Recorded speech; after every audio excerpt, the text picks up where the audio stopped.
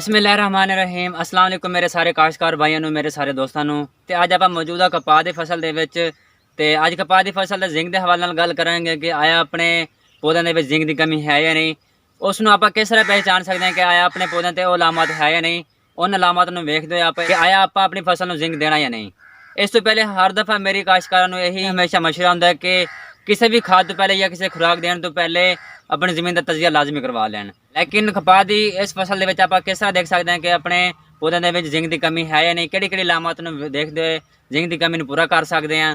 जिस तरह देख सकते हैं कि अपनी कपाह की फसल इस टाइम तैयार है, फुल गुड्डी लगी हुई है। ये चंद अलामत आप अपने पौधों से वेख सकते हैं तो उन्होंने वेखते हुए अपने जिंक की जी कमी है उन्होंने पूरा कर सकते हैं। ये सब तो पहली चीज़ ये वेखोगे कि जो अपने पौधे की हाइट है, अपने पौधे की जी ग्रोथ है या कद है बहुत छोटा होएगा, वो पौधा उत्थे रुकिया होएगा। जिस तरह यह पौधा तुम देख सकते हो सारे नाल, ये पहली लामत सी कि जिस तरह आप वेख सकते हैं कि जिंक की कमी है या नहीं। इस तो इलावा सब तो बड़ी तो मेन चीज़ देखिए कि इन्हों के दरम्यान का जो गांठा का फासला है वो बहुत कम होएगा, ज़्यादा नहीं होएगा, जिन्हें तो यह महसूस होएगा कि यह कोई झाड़ी है।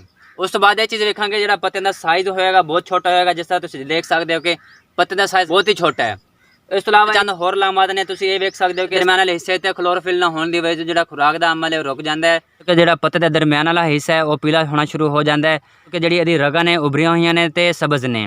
उस बाद जो इनके किनारे ने उन्होंने हल्के हल्के धब्बे बनना शुरू हो जाते हैं पीले रंग के, तो वो धब्बे फटना शुरू हो जाते हैं। उस बाद तुम वेखोगे कि जिंक की कमी की लामत छोटी तो 5-6 पत्ते छोड़ के जो दरम्यान वाले पत्ते होंगे उन्होंने वाज़ा तो नज़र आएगी। उस तो बाद तुम वेखोगे कि जो पौधे के दरम्यान वाला हिस्सा उस तो लैके चोटी तक जो फुल होंगे गिरे होंगे, फुल गुड्डी का घेरा होएगा। तुम वेख सकते हो सन नाल कि यह फुल ने चंद जोड़े इतने गिरे हुए हैं, तो उस तो बाद वो भी तुहानूं दिखा देने कि इस तरह फल का जोड़ा है घेरा होया है।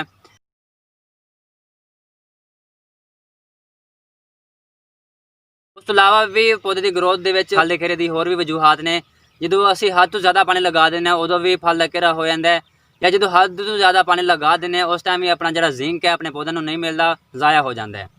या इस तो इलावा जो असी फॉस्फोरस 2 बोरियां कट्ठियां पा दें लेकिन यूरिया की कोई भी बोरी नहीं पाने, या उस टाइम भी जिंक की कमी हो जाती है या जिंक अपने पौधों को नहीं मिलता।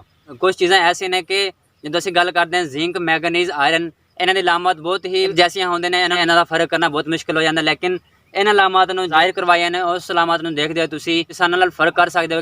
हुण अक्सर काश्तकार गल करते हैं कि असीं किहड़ा जिंक इस्तेमाल कर सकते हैं, तो इस हवाले नाल असीं जिंक सल्फेट भी इस्तेमाल कर सकते हैं, चिलेटेड जिंक भी इस्तेमाल कर सकते हैं। कुछ इनू लोग किलेटेड जिंक भी कहते हैं। जो जिंक सल्फेट है ये अगर असीं फ्लड करिए छट्टा करिए उस तो बाद पानी लगा दिए फिर भी अपने पौधों की जरूरत को पूरा कर देंगे। लेकिन अगर असीं नूं फुलर के जरिए अप्लाई करते हैं, फुलर के जरिए इस्तेमाल करते हैं, फिर भी सानूं इसदा फायदा होएगा। इस निस्बत जो चिलेटेड जिंक है अगर इनू असीं फ्लड कर लिए फिर भी इस चीज़ का फायदा है। उस तो बाद असीं अगर फुलर के जरिए इस्तेमाल कर लिए फिर भी इसकी कमी नूं पूरा करेगा। इत्थे अगर गल कर लीए कि लोग अक्सर कहते हैं कि चिलेटेड जिंक इस्तेमाल करिए या जिंक सल्फेट इस्तेमाल करिए, तो जो चिलेटेड जिंक है वो ज़्यादा बेहतर होंगे, क्योंकि पहले तो तैयारशुदा होंगे है। जिस टाइम जिंक असीं पाने तो पौधा एक अपने जड़ों के जरिए खास कैमिकल खारिज करता जिन्होंं असीं ऑर्गैनिक एसिड कहते हैं। ये जिंक नाल मिल के पौधों को अनअवेलेबल शक्ल तो अवेलेबल शक्ल के आसानी नाल मिल जाता है। तो वही खुराक जी पौधे को 10 तो 15 दिनों के मिलेगी, वही खुराक तकरीबन 2 तो 3 दिन के पौधे मिल जाएगी, तो आसानी नाल पौधा हासिल कर लेगा। ये असीं अगर नाइट्रोजन खादां का इस्तेमाल कर लिए तकरीबन 14-15 किलो असीं खादां अगर पा दिए तो उस नाइट्रोजन खाद का भी ज़्यादा फ़ायदा मिलेगा। तो उस अलावा जो जिंक इस्तेमाल कर रहे होंगे वह भी सानूं ज़्यादा फ़ायदा मिलेगा। दोनों ही पौधे को ज़्यादा लगणगे, पौधा ज़्यादा आसानी नाल लै सकेगा, तो बढ़ोतरी की तरफ पौधा चला जाएगा। तो इंशाअल्लाह जी अपने जिंक की जरूरियात होंगे पौधे की वह भी पूरी हो जाएगियाँ, तो जो पौधा रुकिया होएगा वह भी ग्रोथ करेगा, बढ़ोतरी करेगा, तो सानूं अच्छी पैदावार मिलेगी, तो जो फल है वह भी नहीं घेरा होएगा। तो इस तरह तुसीं किसी भी अच्छी कंपनी का चिलेटेड जिंक या जिंक सल्फेट लैके इस्तेमाल कर सकते। उम्मीद करता साड़ी अज की वीडियो तुहानूं पसंद आई होगी।